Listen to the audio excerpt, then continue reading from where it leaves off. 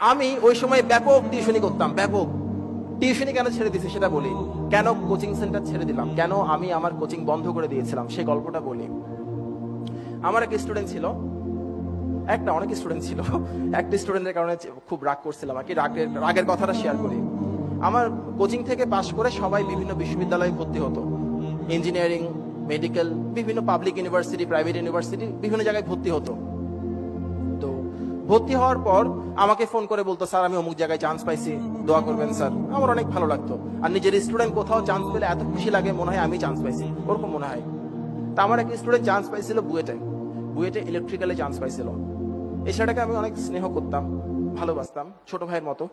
সে আমাকে খবর দেয় নাই। তো ভাবলাম ছোট মানুষ খবর দিতে ভুলে গেছে, আমিই ফোন করি। আমি ফোন করলাম, ফোন করে ওকে কংগ্রাচুলেট করলাম। এরপর বললাম, তুমি আমাকে একটা ফোন করবা না বোকা, খবর দিবা না, এত বিশাল একটা খুশির সংবাদ বলো নাই কেন? তখন সে আমারে বললো, স্যার আপনি ফোন করেন নাই কেন? আমি বললাম, আচ্ছা সরি, আমি আসলে ভুলে গেছি। আমাকে বলে, স্যার ইটস ওকে, অসুবিধা নাই। তো আমি, আচ্ছা আচ্ছা, তো তুমি একদিন কোচিং এ আসো, তোমাকে একটু মিষ্টি মুখ করাই, তুমি এত কষ্ট করছো, চান্স পাইছো। বলে, স্যার আমি আসলে একটু ব্যস্ত আছি, আমি সময় পেলে আসবো স্যার। আরে ও আচ্ছা, সমস্যা নাই স্যার, আমি আসবো, সময় পেলে আসবো স্যার। তাহলে আচ্ছা ঠিক আছে ঠিক আছে, থ্যাংক ইউ, ভালো করে পড়ো। বলে, স্যার একটা বুদ্ধি দিই আপনাকে। আরে হ্যাঁ বলো। বলে, স্যার আপনার কোচিং থেকে এবার ভালো ভালো জায়গায় চান্স পাইছে, অনেক জায়গায়, আপনি মনে হয় খবরও রাখেন নাই। বলে, না আমি কিছু কিছু খবর জানি। বলে, স্যার আপনি এরকম ক্লাস হলে তো কোচিং চালাতে পারবেন না, আমাকে বলতেছে। আরে কি রে ভাই, এইভাবে কথা বলে কেন? তো আমি বললাম, স্যার বলে কি, স্যার একটা কাজ করেন, যারা যারা বিভিন্ন জায়গায় চান্স পাইছে সবাইকে ডাকেন, একটা ছবি তুলেন স্যার, সবার থেকে একটা প্রোফাইল সংগ্রহ করেন, একটা মতামত সংগ্রহ করেন। এরপর স্যার লিফলেট ছাড়েন। লিফলেট না ছাড়লে স্যার স্টুডেন্ট পাবেন না, আমরা হেল্প করবো স্যার। আপনি লিফলেট ছাড়লে আপনার ফাইন্যান্সিয়ালি আপনি অনেক গেনার হবেন স্যার, যেহেতু আপনি এটাই করতেছেন। তখন আমার কাছে মনে হচ্ছিল কেউ একজন আমার গালের মধ্যে ঠাস ঠাস করে চল লাগাই দিছে। আমি কাকে পড়াইছি? আমার এটা মনে হচ্ছিল শিক্ষক অনেক বড় জিনিস, কাকে পড়াইছি আমি? আমার চোখ দিয়ে টপ টপ পানি পড়ছিল, ওর পক্ষে দেখা সম্ভব ছিল না। তখন আমি সিদ্ধান্ত নিলাম, যাদেরকে পড়াচ্ছি তারা বড় হয়ে আমাকে কতটুকু ভালোবাসবে, কতটুকু মনে রাখবে, কিংবা এই ধরনের অকৃতজ্ঞ আচরণ করবে কিনা। ওর কথায় কষ্ট পাওয়ার আরেকটা কারণ ছিল, এই ছেলে যখন ক্লাস 9-এ সেকেন্ড টার্মিনাল পরীক্ষা দেয়, তখন তার বাবা আঙ্কেল মারা যান, স্ট্রোক করে মারা গিয়েছিলেন, উনি স্ট্রোক করে মারা গিয়েছিলেন। তো ওনার মৃত্যুর পর আন্টিকে আমি ডাকলাম, ডেকে বললাম, ও আমার কাছে করুক, অসুবিধা নাই, ওর জন্য কোনো ফি লাগবে না। তা আন্টি বলে, অসুবিধা নেই, আমাদের ফাইন্যান্সিয়াল সমস্যা নেই, কিন্তু আমি জানি ওদের সমস্যায় আছে।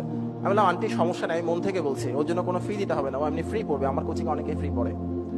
যে ছেলেকে আমি ওই সময় থেকে শুরু করে 3.5 বছর পড়াইছি, একটা পয়সাও নিই নাই, সেই ছেলে যখন আমাকে শেখাই কিভাবে পয়সা কামাতে হয়, সে পয়সা আমার দরকার নাই, ওই জন্য আমি ছেড়ে দিয়েছি কোচিংটা। আরেকটা ঘটনা ঘটছিল, আমি যখন পড়াচ্ছি পড়াচ্ছি আমার ডিগ্রি কমপ্লিট করতেছে না, তখন আমার স্টুডেন্টের গার্ডিয়ানরা বাইরে গিয়ে বিভিন্ন কথা বলতো, যে স্যার তো শুধু মাস্টারি করতেছে, কোনো মাস্টারি হচ্ছে বা শিক্ষকতা হচ্ছে আমাদের সব সমাজে সবচাইতে সম্মানিত, একই সঙ্গে স্যাডলি অসম্মানিত পেশা। আমার বলতে খারাপ লাগছে, কিন্তু এটা দুর্ভাগ্যজনক, জাতি হিসেবে আমাদের জন্য খুব দুঃখজনক এই জিনিসটা। তো এখন স্টুডেন্টরা, মানে স্টুডেন্টের গার্ডিয়ানরা বাইরে বলতো, স্যার ওদের সারা জীবন মাস্টারি করে কাটাই দিবে, আসলে ইঞ্জিনিয়ারিং স্যারের ব্রেনে কুলাচ্ছে না, ওই জন্য স্যার ডিগ্রিটা কমপ্লিট করতেছে না, এই কথাগুলো বলতো। আবার অনেকে বলতো, আসলে স্যারের পক্ষে এর চাইতে ভালো কিছু করা সম্ভব না, ওই জন্যই আমাদের ছেলে মেয়েকে পড়াচ্ছে। আমার অনেক গার্ডিয়ান এসে আমাকে কথাটা বলে দিত, যে স্যার লোকজন এভাবে করে বলে, আপনি স্যার আপনার ডিগ্রিটা কমপ্লিট করেন, শুনতে খুব খারাপ লাগে স্যার।